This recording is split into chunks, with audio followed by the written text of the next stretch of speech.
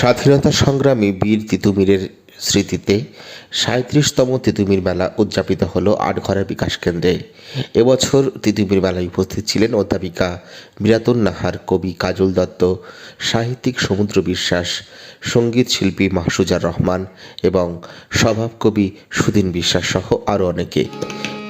এই মাটি তলে ঘুমায়েছে অবিরাম, রফিক শফিক বরকত কত নাম।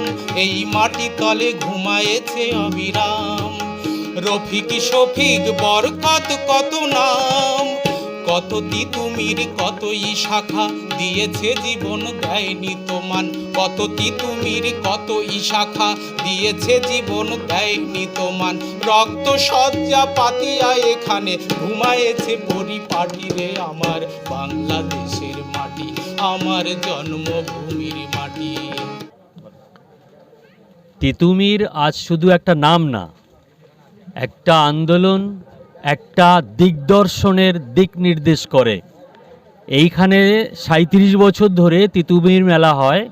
এই মেলায় নানান অনুষ্ঠানের মধ্যে একটি হয় উভয় বঙ্গের প্রধানত বাঙালি কবি সাহিত্যিকদের মিলন। সেখানে সাহিত্য চর্চা হয়, তিতুমীরের আন্দোলনের কথা বলা হয় এবং আগামী দিনে কিভাবে এই সমস্ত মানুষের অগ্রগতি ঘটবে সেই আলোর পথের দিশাও এখানে দেখানো হয়, নানান কাজের সঙ্গে যুক্ত। আমি খুব গর্ববোধ করি এই কারণে যে অত্যন্ত প্রত্যন্ত একটি অঞ্চলে, যেটি প্রকৃতপক্ষে মানে ইতিহাস যার দাবি রাখে, কারণ এতদ অঞ্চলেই তিতুমীরের বাস, তার বেড়ে ওঠা এবং তার সংগ্রামের হাতিয়ার এখান থেকেই শুরু হয়, যেটা আমরা বাঁশের কাল্লা হিসেবে জানি। এখানে আমির আলী ভাই যে প্রচেষ্টা করে, বিকাশ পরিষদ যেটাকে সমর্থন করে এগিয়ে নেওয়ার চেষ্টা করে, তাতে সত্যি খুব গর্ববোধ করি। ধন্যবাদ সমুদ্রদা। আরও একজন কবি আমাদের সঙ্গে আছেন, কাজল দত্ত মহাশয়। যদি সংক্ষেপে কিছু বলেন আজকের দিন সম্বন্ধে। আজকের দিন সম্বন্ধে কি বলবো, তার থেকে বেশি বলবো আমি যে আজকের এই যে অনুষ্ঠানটা এত সুন্দর একটা এত সুন্দর একটা আত্মীয়তার প্ল্যাটফর্ম, যেখানে আমরা সবাই এক জায়গায় হই, মিলিত হই এবং এতটাই ভালো লাগে যে আমি এতটাই অসুস্থ হয়েও আমি ছুটে এসেছি এখানে সবাইকে এক জায়গায় একসঙ্গে পাবো। তাই তো খুবই ভালো লাগলো এবং প্রতি বছরই এবারের এই রক্তদান শিবির এবং সাংস্কৃতিক অনুষ্ঠান থেকে এক বিশেষ বার্তা দিলেন প্রধান আয়োজক শ্রদ্ধেয় আমির আলী সাহেব। আপনি কি বার্তা দিতে চাইছেন এই মুহূর্তে? বার্তা দিতে যাচ্ছি,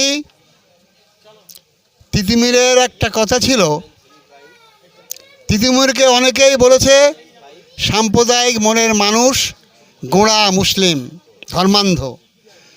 কিন্তু একটা জিনিস আমি জানি, আমার কবিতায় আমি লিখেছিলাম, কামান মুখে মরণ জেনেও অচঞ্চল ধীর, বুক চিতিয়ে মরতে পারে একাই তিতুমীর। তিতুমীর যেদিন মরে গেছিলেন জানেন, কামানের বদলা তার বাঁশের কেল্লা দিয়ে হবে না, উনি জানতেন মরে যাবেন। সেই কেল্লা তৈরি করার সময়ে তার শিক্ষক রামরতন ভট্টাচার্যের নাম উচ্চারণ করেছিলেন যে আমি রামরতনের পোড়ো, আমি আমার নিজের বাঁশের কেল্লার নকশা আঁকবো। জীবনের শেষ কাজ মৃত্যু বাসরে যে মানুষটা তার শিক্ষাগুরু উপবিদধারী পৈতেধারী রামরতন ভট্টাচার্যের নাম উচ্চারণ করতে পারেন, সেই মানুষটা আর যাই হোক কখনো মৌলবাদী ধর্মান্ধ নয়, অসাম্প্রদায়িক মানুষ, অসাম্প্রদায়িক মানুষ। আমি তিতুমীরের মেলায় সাহিত্য সম্মেলন করে তিতুমীরের সেই অসাম্প্রদায়িক আদর্শটাকে সারা বাংলাময় তথা সারা ভারতময় ছড়িয়ে দেওয়ার প্রয়াস নিয়েছি। ঈশ্বর আমাদের সাথে আছে, তরুণ প্রজন্মের ছেলেমেয়েরা আমার সাথে আছে, এই আমার ভরসা। ধন্যবাদ আমির আলী মহাশয়কে। আপনারা দেখলেন এই মুহূর্তে নিউজ রেনেসাঁ বাংলার পর্দায়। আমি সাবির হোসেন, সরাসরি আটঘরা থেকে। ধন্যবাদ।